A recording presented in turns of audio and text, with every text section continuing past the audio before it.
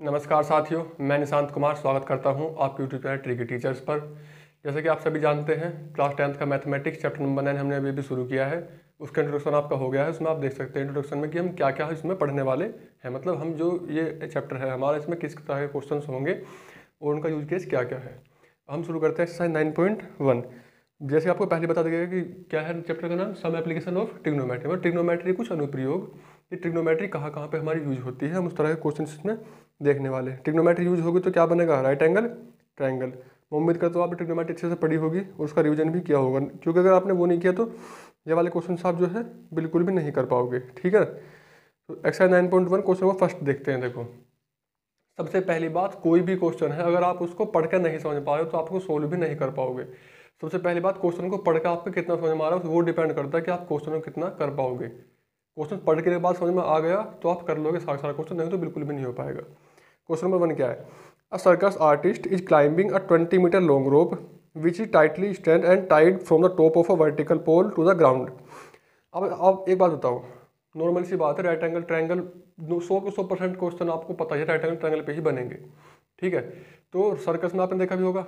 और उसने क्या कहा सबसे पहले, 20 मीटर लॉन्ग रोप है, मतलब रस्सी है 20 मीटर लॉन्ग रोप। या अब एक बार बताओ, तो अब खुद बताओ, क्या ऐसा हो सकता है कि मतलब ये ग्राउंड है और ये एक पोल है और रस्सी जमीन पे बंधी हुई है यहाँ पे, तो आप खुद बताओ ये रस्सी कहाँ पे होगी। अब पोल के टॉप पे ही होगी। ऐसा तो बिल्कुल होता है कि रस्सी जमीन पे और यहाँ पे जमीन पे, तो क्या आएगा सर्कस है फिर। मतलब डेली लाइफ से चीज़ों को जोड़ रहे हो तो डेली लाइफ आपने देखी भी होनी चाहिए थोड़ी बहुत। क्लास 10th में हुआ तो आपकी इतनी एज होगी, आपने चीज़ें देखी होंगी, तो आप उनको जोड़ सकते हो यहाँ पे आराम से। सर्कस आपने देखा भी होगा। नॉर्मल सी बात है कि उसने कहा है कि 20 मीटर लॉन्ग रोप है जो कि ज़मीन पे टाइट है, मतलब यहाँ पे ज़मीन पे बंधी हुई है एक खूंटे से या फिर एक पोल से बंधी हुई है। कुल मिला के बात ये, यहाँ पे रस्सी बंधी हुई है, आप रस्सी यहाँ पे बंधी हुई है और दूसरी तरफ पोल है, तो पोल के ऊपर ही टाई होगी। ऐसा तो है नहीं कि यहाँ नीचे लग जाएगी वो। तो इस तरह से है। और रस्सी की लेंथ कितनी दे रखी है, 20 मीटर। तो कुल मिलाकर बात यह है कि आप क्वेश्चन को डेली लाइफ से कितना रिलेट कर पा रहे हो, सबसे ज़्यादा इंपॉर्टेंट बात बस वही है। आधा क्वेश्चन तो आपको वहीं पर खत्म हो जाएगा। अब देखते हैं क्या लिखा हुआ है इसमें आगे। From the top of vertical pole, एक वर्टिकल पोल के टॉप पर 20 मीटर लॉन्ग रोप टाइड है with a pole of on ground. Ground पे एक पोल से टाइड करी हुई है। ठीक है, find the height of the pole if the angle made by the rope with the ground level is 30 degree. मतलब जो ये रोप है आपकी, ये ग्राउंड लेवल से कितने डिग्री एंगल बना है, 30 डिग्री एंगल बना रही है ये वाला। तो आपको बताना है कि पोल की हाइट कितनी है। मान लो पोल की हाइट कितनी है, h है। एक बार बताओ, आप एंगल है, एंगल के जस्ट सामने वाली साइड क्या होती है, परपेंडिकुलर। पोल है, पोल का ये क्या होगा, 90 डिग्री। 90 के सामने वाली हाइपोटेन्यूज। तो परपेंडिकुलर हाइपोटेन्यूज किसमें होती है, साइड में। ट्रिग्नोमेट्री पढ़े हुए तो चुटकी का क्वेश्चन है 2-2 मिनट के। ठीक है, आप कैसे कर सकते हो, देखो, इन ट्राइंगल ABC, या फिर आप क्वेश्चन अगर पेपर में कैसे करोगे, स्टार्टिंग कैसे करोगे। आपको गिवन क्या है, गिवन है आपको a 20 metre long rope tie on the ground and on the top of a pole. एक पोल है, उसके टॉप पर जमीन पर बंधी हुई है और एंगल कितना है, 30 डिग्री है, विद एंगल 30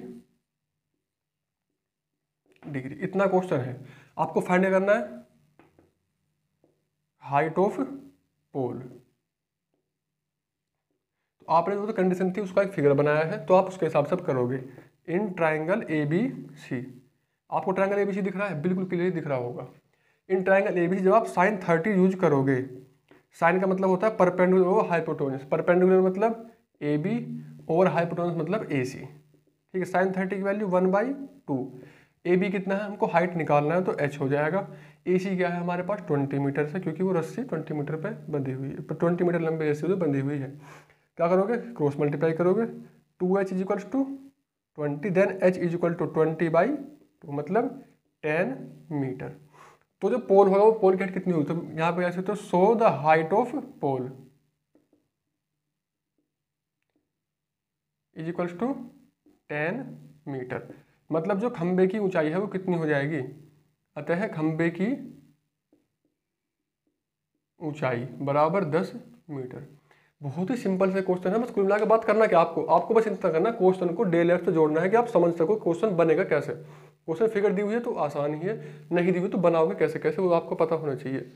ठीक है। अब हम बढ़ते हैं क्वेश्चन नंबर, आप इसे उतार सकते हो, प्रैक्टिस करोगे अच्छे से। मेरे करवाने से क्वेश्चंस होंगे बस मेरे लिए, आपके लिए क्वेश्चंस होंगे तब जब आप खुद करोगे क्वेश्चंस को, ठीक है। आप खुद करोगे, कहीं पर गलती ज़रूर होगी, गलती नहीं हो रही अच्छी बात है, लेकिन अगर गलती हो रही है तो वो गलती दोबारा नहीं होनी चाहिए। तो खुद से करो क्वेश्चंस को, कुछ भी गलती वीडियो देखो आप, और कोई भी अगर आपको लग रहा है तभी भी समझ में आए तो आप कमेंट भी कर सकते हो। क्वेश्चन नंबर सेकंड क्या है, a tree breaks due to storm and the broken part bend so the top of the tree touch the ground making an angle 30 degree. मैंने आपको बताया था कि इस तरह क्वेश्चंस आएंगे कि जैसे कि एक पेड़ खड़ा हुआ है, पेड़ टूटेगा, आपने डेली लाइफ में देखो पेड़ टूट के है, मतलब ऐसे पेड़ सीधा खड़ा हुआ है, मान लो यहाँ से टूट गया तो वो नीचे ऐसे झुक जाएगा, वो बन जाएगी हाइपोटेन्यूज, और जमीन से एंगल कितना बना 30 डिग्री। कुल मिलाकर बात ये है कि देखो इस तरह से कंडीशन थी कि जो ये वाला पार्ट है, जमीन है, जमीन पे एक पेड़ खड़ा हुआ है, स्टॉर्म में तूफान चल रहा है, मतलब पेड़ टूट गया आपका, मान लो यहाँ से पेड़ टूटा तो ये वाला पार्ट नीचे आएगा, मतलब अगर पेड़ यहाँ से टूटा तो ये वाला पार्ट नीचे आके यहाँ पर टच होगा, और जमीन को कितने डिग्री पर टच करेगा, वो 30 डिग्री पर टच करेगा। आगे क्या दिया हुआ है, the distance between the foot of the tree to the point where the top touch the ground. Tree का फुट ये वाला, और जो टॉप था ये वाला, ये टच कहाँ पर कर रहा है, ग्राउंड को यहाँ पर टच कर रहा है। ये डिस्टेंस कितनी दे रखी है उसने, 8 मीटर दे रखी है। Find the height of the tree, tree की आपको हाइट फाइंड करनी है ना, बताओ कोई दिक्कत है इसे करने में। Find the height of the tree, आपको ट्री की हाइट फाइंड करनी है। अब जो क्वेश्चन में क्लियरली नहीं बोला गया है कि आपको जो बाद वाली हाइट है वो फाइंड करनी है, फिर टोटल हाइट फाइंड करनी है, लेकिन हम टोटल भी निकाल सकते हैं बहुत ही आराम से। तो कैसे, अगर मैं एंगल मानूँ 30, इसके सामने वाली साइड क्या होगी, परपेंडिकुलर होगी, और क्या होगी, परपेंडिकुलर होगी, और जस्ट बराबर वाली क्या होगी, बेस। तो परपेंडिकुलर और बेस 10 में लगेगा। तो अगर मैं इसका नाम लिख लूँ ABC, then in triangle ABC, जो ट्रायंगल आपका ABC है उसमें अगर हम tan 30 लगाने वाले हैं तो tan 30 इक्वल टू परपेंडिकुलर मतलब AB अपॉन बेस क्या हो जाएगा, BC। tan 30 की वैल्यू क्या होती है आपको पता होना चाहिए, 1/√3। AB की वैल्यू आपको हाइट है वो निकालनी है, और BC क्या है आपके पास 8 मीटर है। कोई दिक्कत, चलो मीटर बाद ऐसे क्रॉस मल्टीप्लाई करनी है हमको। अब √3h is equal to 8, then h is equal to 8/√3। हम क्वेश्चन को ऐसा छोड़ देंगे, क्यों नहीं छोड़ते, क्योंकि अब जो है जो डिनोमिनेटर में रूट है उसको हमें रेशनल करके खत्म करना पड़ेगा, हर का परिमेयकरण, रेशनलाइजेशन ऑफ डिनोमिनेटर बोलते हैं इसको। h इज इक्वल टू देखो 8√3 डिवाइडेड बाई 3 मीटर। ये जो है ये हाइट है ट्री की, लेकिन उसने क्लियरली नहीं बोला है कि मैं टोटल हाइट बता रहा हूँ। अगर टोटल हमको बतानी है तो कैसे कर सकते हो आप, ये बेस तो होगा और ये क्या होगा, हाइपोटेन्यूज होगा। तो आप क्या कर सकते हो, कोस भी लगा सकते हो यहाँ पे। तो ये वाली चीज़ आ जाएगी आपके पास, और टोटल हाइट क्या होगी, ये वाली आपने अभी भी निकाली AB, और AC को और निकाल लोगे। ये वाला पॉइंट तो अगर जमीन पर छुआ तो आप AC को निकाल सकते हो, कैसे, वही फिर इन ट्राइंगल ABC। ये क्या है, बेस, और ये क्या है, हाइपोटेन्यूज। तो क्या लगाओगे आप, cos 30 is equal to base, base मतलब BC और हाइपोटेन्यूज मतलब AC। cos 30 की वैल्यू होती है √3/2, बेस कितना है आपके पास BC 8, और AC आपको निकालना है। तो क्रॉस मल्टीप्लाई कर सकते हो ना बहुत आराम से। चलो कैसे करेंगे क्रॉस मल्टीप्लाई, देखो √3 AC is equal to 8 to the 16, then AC is equal to 16/√3, फिर वही करेंगे रेशनलाइजेशन √3/√3। तो AC की वैल्यू 16 और √3 3 इंटू √3, ये आपके पास आ गया। अगर आपको चाहिए हाइट ऑफ ट्री, मतलब टोटल हाइट, केवल कुल मिला किसकी बात कर रहे हैं हम, टोटल हाइट की। जो टोटल हाइट होगी वो क्या होगी, AC प्लस AB, है ना, ये वाली होगी, मतलब 8√3/3, मतलब 8/3√3 प्लस 16/3√3। देखो 16 प्लस 8 क्या हो जाएगा, 24 डिवाइडेड बाई 3 इंटू √3, तो 3 से कटेगा 8 टाइम, तो क्या जाएगा 8√3। जो ट्री की टोटल हाइट होगी वो होगी 8√3। क्लियरली पूछा तो अलग बात है, वो पूछता है कि मतलब जो बैंड हुआ ट्री उसकी बतानी है आपको, या फिर जो बच गया उसकी बतानी है। तो ये बचे हुए की, ये बैंड वाले की और ये टोटल वाले की है। उम्मीद करता हूँ समझ में आया होगा आपको, और आप क्वेश्चन को करो अच्छे से, कोई भी दिक्कत हो तो आप पूछ सकते हो, और एग्जाम्पल जरूर करने हैं इनके। और साथ में कोई और बुक भी RS अग्रवाल है जैसे, मतलब उससे आपकी जो है प्रैक्टिस बहुत सारी हो जाएगी।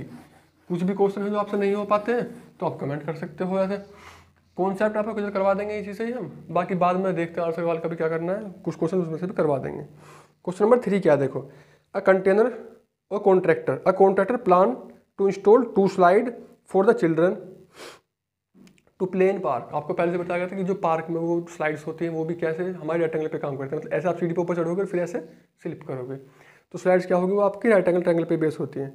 अ contractor plan to install 2 slide for the children to play in the park. 2 slide बनानी है ना।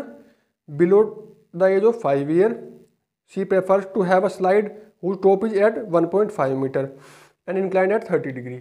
मतलब बात यह है, देखो आपको कुल मिलाकर 2 स्लाइड्स बनानी है, ठीक है, एक 5 साल से ज़्यादा के लिए और एक 5 साल से कम के लिए। तो ये क्या है, बिलो 5 ईयर्स, मतलब 5 साल से कम वाली स्लाइड देखो इस तरह से बनेगी। ऐसी तो होती स्लाइड, मतलब ज़मीन से कुछ ऊपर पर चढ़ने के लिए सीढ़ियाँ होंगी, फिर ऐसे स्लिप होने के लिए होगी।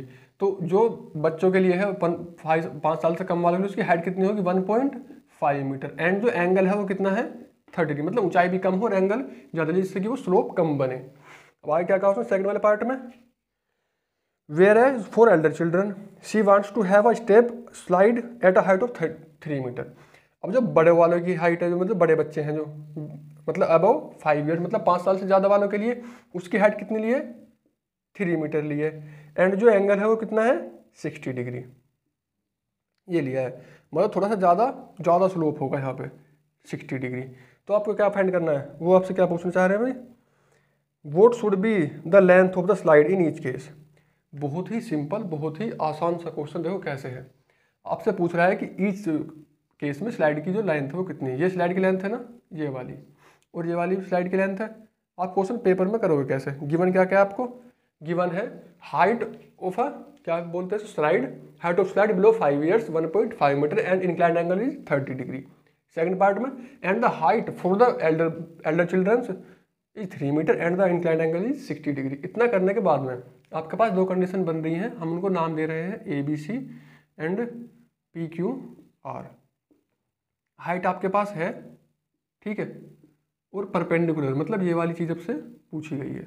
तो परपेंडिकुलर हाइट किस में होती है आपको पता होना चाहिए, परपेंडिकुलर है ये और ये है हाइपोटेन्यूस, ये है हाइपोटेन्यूस, ठीक है, हाइपोटेन्यूस, और ये क्या है परपेंडिकुलर है। तो आपसे परपेंडिकुलर हाइट किस में होती है भाई, साइन में। साइन क्या होता है परपेंडिकुलर और हाइपोटेन्यूस। तो आप इसमें लगाओगे साइन 30। देखो in triangle ABC sine 30 is equal to perpendicular और हाइपोटेन्यूस, परपेंडिकुलर मतलब 1.5 डिवाइड बाई हाइपोटेन्यूस मतलब AC। साइन 30 की value 1/2 is equal to 1.5 divided by AC। Cross multiply करोगे आप तो AC की वैल्यू 1.5 इंटू 2 आ जाएगी 3.0 मीटर। ये क्वेश्चन आपको खुद करना है, बिल्कुल same to same. Sine 60 is equal to 3/h, sine 60 by √3/2, तो 2 से 6/√3, और क्या हो जाएगा आपको उसको क्या करना रेशनलाइजेशन करना पड़ेगा। तो इस तरह से हम क्वेश्चन को बहुत ही आसानी से कर सकते हैं। प्रैक्टिस खुद भी करनी पड़ेगी आपको, तभी आप जो है महारत हासिल करोगे क्वेश्चंस में। कोई भी है आप खुद देखो, चाहे कोई भी क्वेश्चन है, मैं भी पढ़ा रहा हूँ, ऐसा तो है नहीं कि मतलब मैंने एक बार क्वेश्चन किया बस छोड़ दिया। मैंने जब खुद पढ़ा था तब भी किए थे, अब भी कई बार किए, 2-3 बार से ज़्यादा अब भी पढ़ा चुका हूँ। तो वही बात, प्रैक्टिस जितना करोगे उतना ही आपकी पकड़ मजबूत होती जाएगी। तो प्रैक्टिस करनी है आपको खुद से। क्वेश्चन नंबर 4 देखते हैं अब हम आगे। The angle of elevation of the top of a tower from a point on the ground. देखो जब आप बात करेगा एंगल ऑफ एलिवेशन मतलब कि नीचे से देख रहे हो, कुल मिला के बात ये समझ में आ जानी चाहिए। वैसे खैर ज़्यादा मायने नहीं रखता है, एंगल ऑफ एलिवेशन और डिप्रेशन दोनों इक्वल होते हैं। उन्होंने कोण कितना दे रखा है 30 on the ground which is 30 metre away from the foot of the tower. मतलब कि ये एक ग्राउंड है और ये एक टावर है, और आप जहाँ पर खड़े हुए हो वहाँ से उसका टॉप का एंगल कितना बनना 30 डिग्री, अब ये भी कहा। और जो डिस्टेंस है आपकी वो कितनी दे रखी है उसने 30 metre. Find the height of the tower, आपसे टावर की हाइट पूछिए बस। मैं क्वेश्चन बिल्कुल नहीं करवाना चाहता इसको, क्योंकि सच में बिल्कुल सिंपल क्वेश्चन है, लेकिन फिर भी मैं आपको बस बनवा कर छुड़वा रहा हूँ। क्वेश्चन आपको खुद ही करना पड़ेगा। तो कैसे, ये एंगल 30 है, इसके सामने वाली साइड परपेंडिकुलर हो जाएगी और ये बेस। तो आप क्या लगाओगे tan लगाओगे, क्योंकि tan क्या होता है, tan 30 इक्वल टू क्या हो जाएगा परपेंडिकुलर ओवर बेस। परपेंडिकुलर मतलब ये हाइट और बेस कितना है 30। tan 30 की वैल्यू क्या होती है 1/√3 इक्वल टू h ओवर करवाई जाए तो चलो कोई नहीं, √3h। वैसे मुझे लगता है कि आप खुद कर लेते, h इज इक्वल टू 30/√3। तो आपको √3/√3 से मल्टीप्लाई करना पड़ेगा, क्या बनेगा 30√3 डिवाइड बाई √3 3 से कटेगा 10 टाइम्स। तो हाइट जो आएगी वो आपकी आएगी tan √3 मीटर्स। बिल्कुल ही सिंपल सा क्वेश्चन, मतलब आप बिल्कुल दिमाग में बैठा लो बात, कुछ चीज़ें आपको पता होनी चाहिए। पोल है वो ग्राउंड पे ही खड़ा होगा, 90 डिग्री पे ही खड़ा होगा। आप नीचे से देखो चाहे ऊपर से देखो, angle of elevation depression equal होता है। बस उसका जो कंडीशन है वो आपको ध्यान रखनी, जो वो बहुत ही सिंपली आराम से बोलेगा। क्या कहेगा? Length from the foot of a tower, मतलब टावर के फुट से जहाँ पर आप खड़े हो उसकी लेंथ कितनी है? 30 मीटर है। और हाइट ऑफ टावर पूछ रहा है, क्या दिक्कत है? बहुत ही सिंपल से क्वेश्चन, उम्मीद करता हूँ आपको समझ में आया होगा। मिलते हैं आपसे अगली वीडियो में, तब तक के लिए मेहनत करते रहिए। धन्यवाद।